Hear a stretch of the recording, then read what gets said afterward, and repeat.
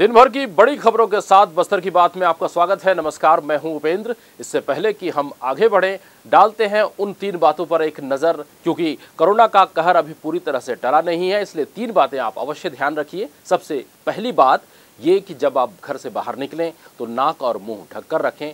दूसरी बात, समय समय पर हाथ धोते रहें। और तीसरी सबसे महत्वपूर्ण बात यह है कि भीड़ भाड़ वाले इलाकों में जाने से परहेज करें, क्योंकि कोरोना अभी पूरी तरह से थमा नहीं है। इन्हीं बातों के साथ बढ़ते हैं खबरों की ओर। देखते हैं सबसे पहले हेडलाइंस। रायपुर से जगदलपुर और जगदलपुर से हैदराबाद की फ्लाइट हुई कैंसिल। यात्रियों को हुई परेशानी। 11 हैदराबाद के यात्रियों को रायपुर से हैदराबाद के लिए किया गया रवाना। बस्तर में नक्सली मामलों में बंद पड़े ग्रामीणों को मिलेगी राहत। अब कुंदा गांव, दंतेवाड़ा और कांकेर जिले में बनेगी NIA कोर्ट। ऊर्जा संरक्षण के लिए आयोजित स्लोगन और पेंटिंग प्रतियोगिता के विजेताओं को किया गया पुरस्कृत। और जवाहर नगर वासी पानी और बिजली की समस्या से निजात दिलाने नगर निगम से की है मांग। हेडलाइंस के बाद अब बढ़ते हैं खबरों की ओर। जगदलपुर से रायपुर और जगदलपुर से हैदराबाद के लिए एयरलाइंस एयर द्वारा संचालित वायु सेवा में पहली बार कैंसिलेशन किया गया है। शुक्रवार को रायपुर से जगदलपुर और जगदलपुर से हैदराबाद की फ्लाइट निरस्त की गई है। एयरलाइंस एयर के मैनेजर से प्राप्त जानकारी के मुताबिक तकनीकी समस्या के चलते यह समस्या आई है, लेकिन यात्रियों को असुविधा न हो इसके लिए तुरंत व्यवस्था की गई है। कोल्हापुर से हैदराबाद पहुंची फ्लाइट को हैदराबाद से जगदलपुर और जगदलपुर से रायपुर भेजा गया, जिसके चलते हैदराबाद से 9:55 को टेक ऑफ करने वाली फ्लाइट आज दोपहर 3:30 बजे तक टेक ऑफ की और शाम 4:40 पर जगदलपुर में लैंडिंग की। जगदलपुर से रायपुर और जगदलपुर से हैदराबाद के लिए एलायंस एयर के द्वारा हवाई सेवा संचालित की जा रही है। 5 माह से संचालित इस वायु सेवा में पहली बार कैंसिलेशन हुआ है। शुक्रवार को रायपुर से जगदलपुर और जगदलपुर से हैदराबाद की फ्लाइट तकनीकी कारणों से निरस्त की गई। वहीं सुबह 9:55 से जो फ्लाइट हैदराबाद से रवाना होती है, वह आज दोपहर 3:30 को हैदराबाद से टेक ऑफ हुई और शाम 4:30 बजे जगदलपुर पहुंची, जिसके चलते यात्रियों के साथ उनके परिजनों को काफ़ी परेशानियों का सामना करना पड़ा। इस संबंध में हवाई अड्डे पर इंतजार कर रही उमरकोट से पहुंची खुशी यादव ने बताया। क्या नाम है आपका? खुशी यादव। यहाँ कब आई थी आप? हम यहाँ सुबह दोपहर 1 बजे से आए हुए हैं और हमारे रिलेटिव्स आ रहे थे हैदराबाद से। उनकी फ़्लाइट थी 9:55 की और अभी 4:54 हुए हैं और अब फ्लाइट आई है यहाँ पे। हाँ। क्या फ्लाइट हमेशा लेट रहती है? हाँ, मैं 1 महीने पहले आई थी, तब भी फ्लाइट लेट थी और आज भी फ्लाइट लेट है। हैदराबाद से जगदलपुर पहुंची एक महिला यात्री ने बताया। अभी आ रही है? अभी आ रहे हैं भैया। कितने बजे थी आपकी फ्लाइट? हमारी फ्लाइट सुबह 9 बजे थी, डिले होके अभी 3 बजे आई। रायपुर से जगदलपुर की फ्लाइट में 37 यात्री आने वाले थे। वहीं जगदलपुर से हैदराबाद जाने वाले 38 यात्रियों में से 11 यात्रियों को रायपुर होते हुए हैदराबाद जाने की व्यवस्था की गई। 8-9 यात्रियों ने शनिवार की फ्लाइट से बुकिंग करवाया है। 25 यात्रियों ने अपना किराया वापस ले लिया है। वहीं 3-4 लोगों को फ्लाइट कैंसिल होने की जानकारी दिए जाने के बावजूद उन्होंने अब तक कोई जवाब नहीं दिया है। उक्त जानकारी देते हुए एलायंस एयर के स्थानीय मैनेजर पवन शर्मा ने बताया कि विगत 5 माह से संचालित वायु सेवा में यह पहली बार कैंसिलेशन हुआ है। अति आवश्यक कार्य से जाने वाले यात्रियों को रायपुर से होकर हैदराबाद जाने की व्यवस्था की गई। आज जगदलपुर से रायपुर की फ्लाइट में कुल 48 यात्री थे। जगदलपुर और हैदराबाद से सीधा रायपुर के लिए 10 यात्री थे। इन यात्रियों के साथ 11 उन यात्रियों को भी रायपुर भेजा गया जो अति आवश्यक कार्य से हैदराबाद जाने वाले थे। कुल 69 यात्रियों को आज जगदलपुर से रायपुर भेजा गया। केवल रायपुर से जगदलपुर आने वाले फ्लाइट के यात्री ही जगदलपुर नहीं पहुंच सके। बस्तर की बात जगदलपुर। बस्तर में नक्सल केस में जेल में बंद ग्रामीणों के लिए बड़ी राहत की खबर है। हाईकोर्ट ने बस्तर में नक्सल संबंधित मामलों को जल्द निपटाने और सुनवाई के लिए 3 नए कोर्ट बनाने के आदेश दिए हैं। अब तक ये मामले सिर्फ जगदलपुर के राज्य NIA कोर्ट में ही सुने जाते थे। पखांजूर, बीजापुर, भैरमगढ़, कोंटा और कांकेर के लोगों को सुनवाई के लिए जगदलपुर आना पड़ता था। अब कुंडागांव, दंतेवाड़ा और कांकेर जिले में NIA कोर्ट बन जाने से ग्रामीणों को राहत मिलेगी। बस्तर संभाग में नक्सलवाद से संबंधित 267 मामले हैं जो अब आदेश के बाद अलग अलग जिलों में ट्रांसफर कर दिए जाएंगे। राज्य एनआईए कोर्ट के विशेष लोक अभियोजक राजेंद्र सिंह झज्ज ने बताया कि हाईकोर्ट ने ये आदेश विधि मंत्रालय को जारी किया था। इसके बाद इस दिशा में प्रयास शुरू किया गया है। अब बस्तर में 4 जगह नक्सल मामले की सुनवाई हो सकेगी। राजेंद्र सिंह झज्ज ने कहा, नक्सल मामले में जो यूपीए एक्ट लगाया जाता है उसकी सुनवाई राज्य एनआईए कोर्ट में होती है। इस आदेश के बाद 3 और जिलों में कोर्ट खुल गए हैं। संभाग में 6 जिले हैं। ऐसे में अब आदेश के हिसाब से बीजापुर, सुकमा और दंतेवाड़ा के मामले अब दंतेवाड़ा में सुनी जाएगी। नारायणपुर और कोंडागांव के मामले कोंडागांव में सुनी जाएगी। कांकेर में कांकेर जिले की सुनवाई होगी। राजेंद्र सिंह झज्ज ने कहा, इस मामले की सुनवाई की जिम्मेदारी एडीजे को मिली है। दंतेवाड़ा में अधिक जिलों का भार होने की वजह से वहां 2 एडीजे को इसकी जिम्मेदारी दी गई है। कोंडागांव में एक और कांकेर में एक एडीजे नक्सल यूपीए मामले में जेल में बंद लोगों की सुनवाई करेंगे। विशेष लोक अभियोजक ने बताया कि संभाग भर में 267 नक्सल मामले हैं। इनकी सुनवाई जारी है। इसके अलावा उन्होंने बताया कि बस्तर में अब तक सिर्फ एक राज्य एनआईए कोर्ट था। जगदलपुर में यूपीए के सभी मामले इस कोर्ट के दायरे में आते थे। इस तरह से जगदलपुर में करीब 267 मामले हैं जो अब बाकी 3 जिलों को स्थानांतरित कर दिए गए हैं। बस्तर आईजी सुंदरराज पी का कहना है, हाईकोर्ट के इस फैसले से जेल में बंद ग्रामीणों और उनके परिजनों को राहत मिलेगी। अब 4 जगह नक्सल सुनवाई होने से मामले की सुनवाई में तेजी आएगी, बल्कि त्वरित न्याय का अवधारणा पूरी होगी। मामले में सुनवाई के लिए परिवार के लोगों को जगदलपुर तक सफर करनी पड़ती थी। अब उन्हें इतना दूर नहीं आना पड़ेगा। इस फैसले से जगदलपुर कोर्ट का भी भार कम होगा। फैसले में भी 3 गुना सुनवाई में तेजी आएगी। आईजी ने कहा कि शासन की मंशा अनुरूप नक्सल मामले में जल्द से जल्द सुनवाई हो सकेगी। विशेष लोक अभियोजक राजेंद्र सिंह ने हमें बताया, बस्तर जिले में अपना एक स्टेब्लिश कोर्ट है जगदलपुर में एनआईए का। इसके बाद कांकेर में एक कोर्ट फर्स्ट एडीजे का, कोंडागांव में एक कोर्ट अपने फर्स्ट एडीजे का, दंतेवाड़ा में 2 कोर्ट फर्स्ट एडीजे और सेकंड एडीजे का कोर्ट नक्सल मामलों की सुनवाई के लिए गठित किया है। अभी जो हाईकोर्ट और गवर्नमेंट ने जो आदेश किया है कि कांकेर जिले में एनआईए कोर्ट गठित किया जाए, दंतेवाड़ा जिले में एनआईए कोर्ट गठित किया जाए और कोंडागांव जिले में एनआईए कोर्ट गठित किया जाए। बस पहले पूर्व में जगदलपुर में बस्तर संभाग के मामले की सुनवाई होती थी और रेस्ट छत्तीसगढ़ की सुनवाई बिलासपुर में होती थी। तो पटनम का व्यक्ति अगर गवाही देने यहाँ आएगा और किसी कारण से नहीं आया, फिर उस मामले की सुनवाई के लिए आपको 2 महीने से 2.5 महीने इंतजार करना पड़ता था। तो 2 महीने एक केस, लगभग 267 मामले यहाँ पर थे।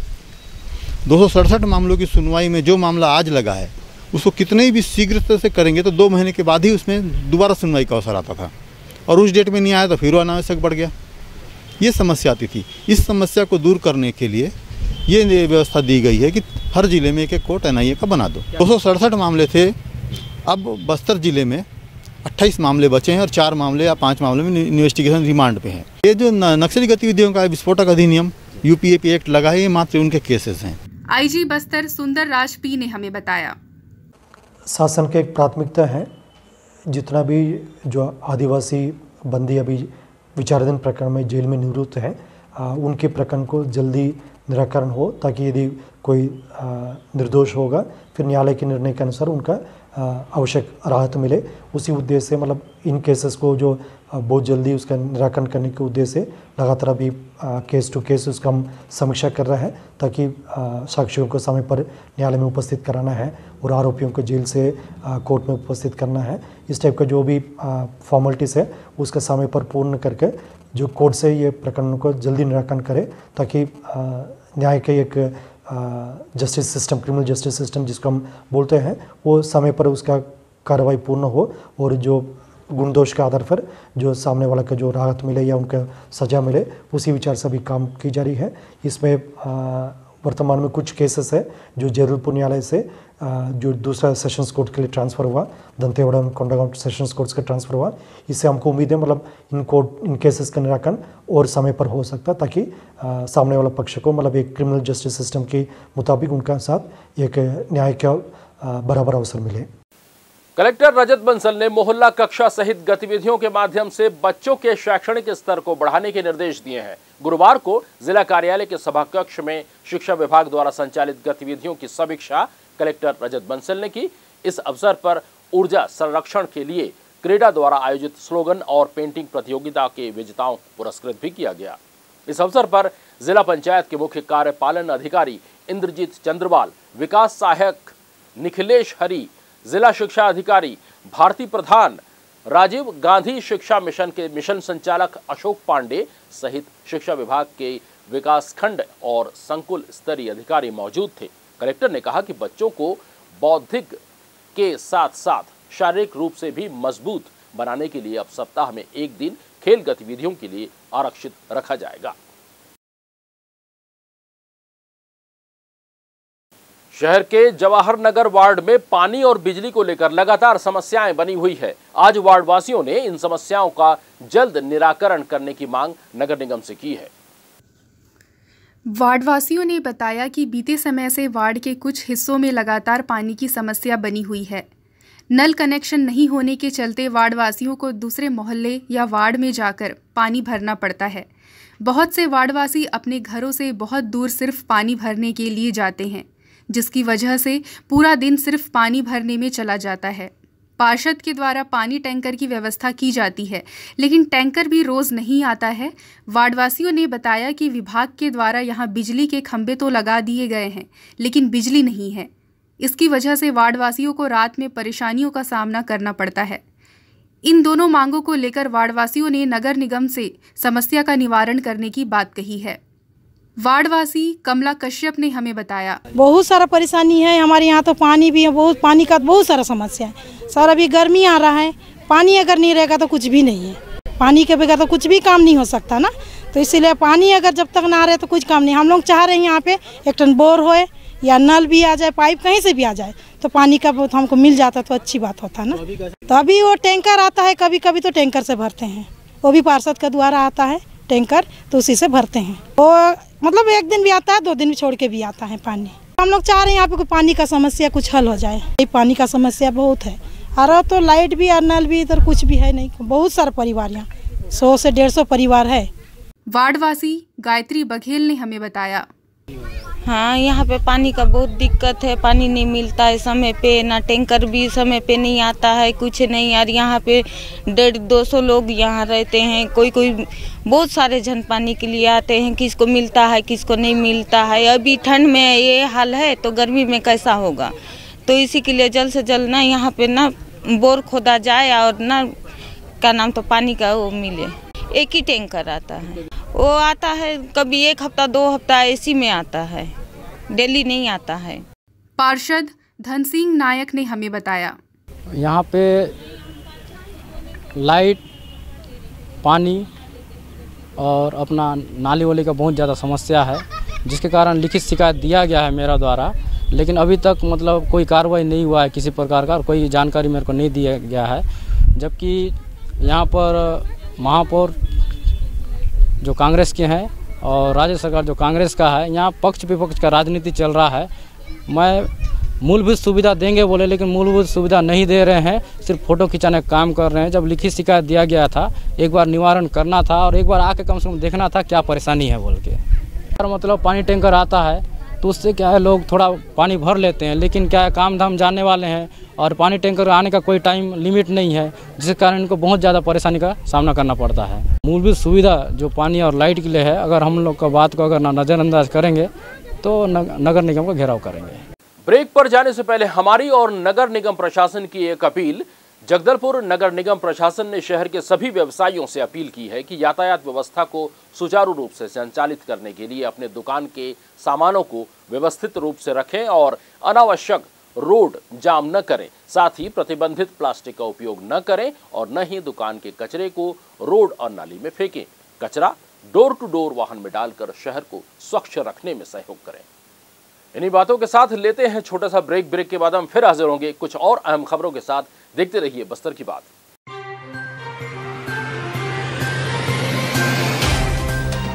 सफर जगतुगुड़ा से जगदलपुर का नित नई करवट लेता शहर हमारा।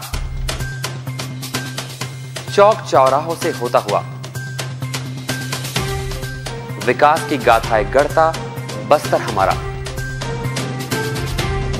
कई रंगों से सराबोर कितनी ही कहानियों को समेटे, कहीं विकास के सोपान तो कहीं सरकारी दावे और उनका सच।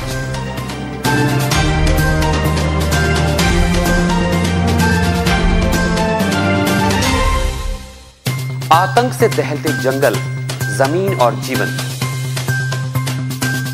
साहस और धैर्य से करवट लेती जिंदगी, राजनीति की चौसर के जाने अनजाने दांव, व्यवस्था की खूबी, कमी और खामी, खूबसूरत नजारे। अब होगी हर बात हमारे साथ, बस्तर की बात।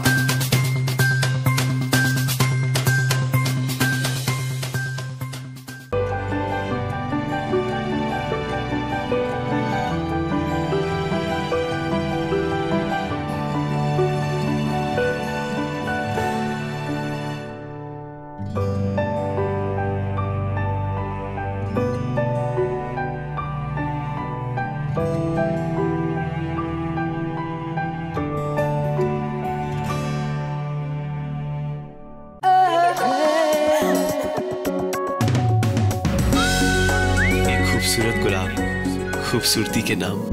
जब प्यार में हो ऐसा कंफ्यूजन, तो क्या होगा इनका इक्वेशन। सुहानी सी एक लड़की, हर शाम 6 बजे और पुनः प्रसारण हर सुबह 9 बजे सिर्फ शिमारू टीवी पर। देश की जानी मानी इंटरनेट प्रोवाइडर कंपनी रेलटेल अब अपने शहर जगदलपुर में उपलब्ध। केबल टीवी और ब्रॉडबैंड पाइए एक साथ, बेहतर सर्विस, शानदार गुणवत्ता, हमेशा एक जैसी स्पीड यानी 100 Mbps। लॉन्चिंग अवसर पर पाइए विशेष छूट, राज्य के शासकीय कर्मचारियों हेतु 10% की छूट, साथ ही रेलवे कर्मचारियों के लिए विशेष छूट का प्रावधान।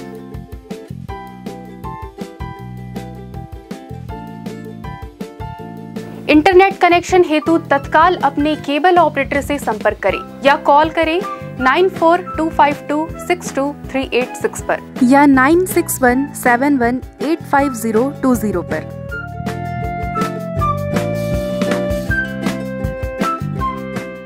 ब्रेक के बाद आपका स्वागत है। आइए बढ़ते हैं खबरों की ओर।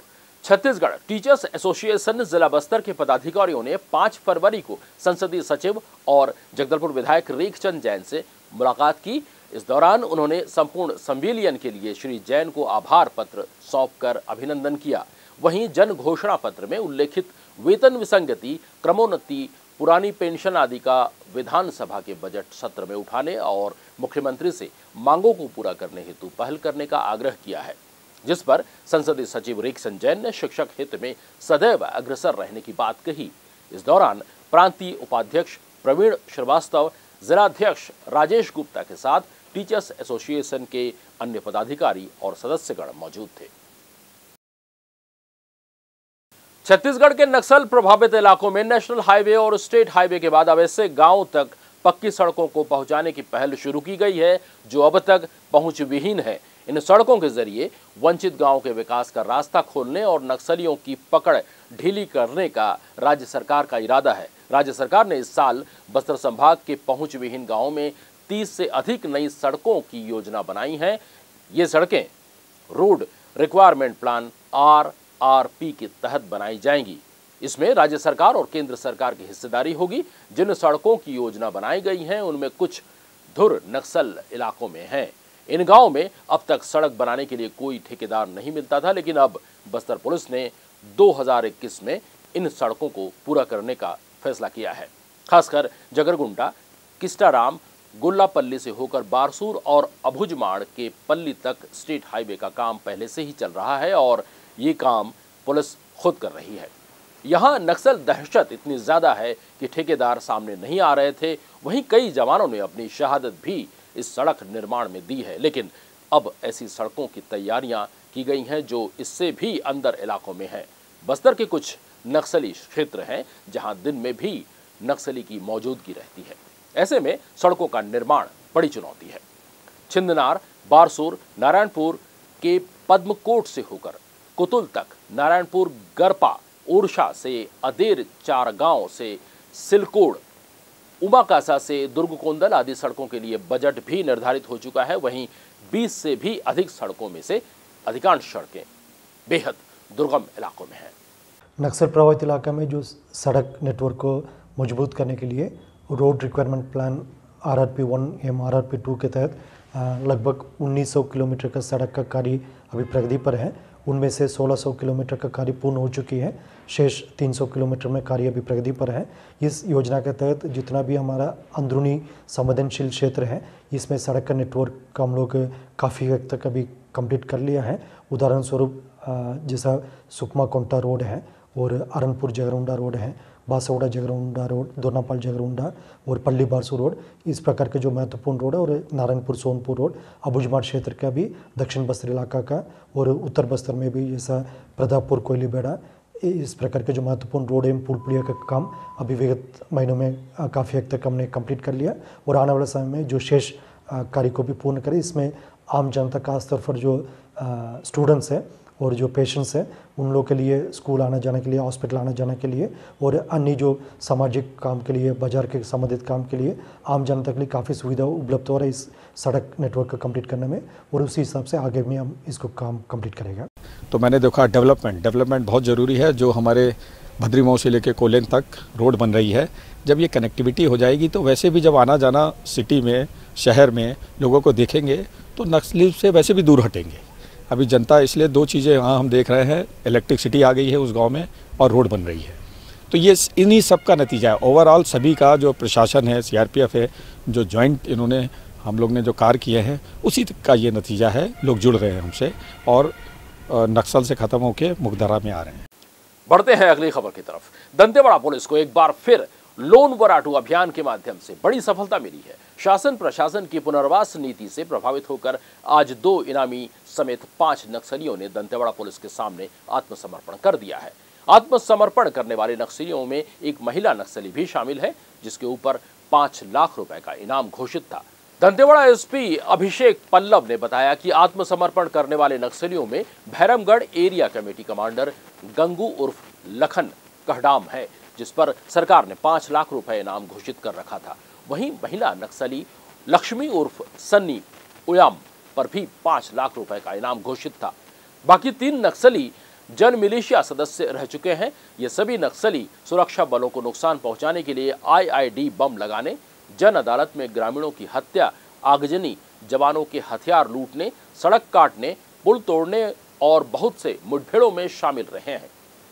दंतेवाड़ा SP ने बताया कि जिन मुठभेड़ों में ये नक्सली शामिल रहे हैं, उनमें बहुत से जवान शहीद भी हुए थे। दंतेवाड़ा SP ने सभी आत्मसमर्पित नक्सलियों को 10,000 रुपए प्रोत्साहन राशि देकर उनको समाज की मुख्यधारा से जोड़ने की प्रक्रिया शुरू कर दी है।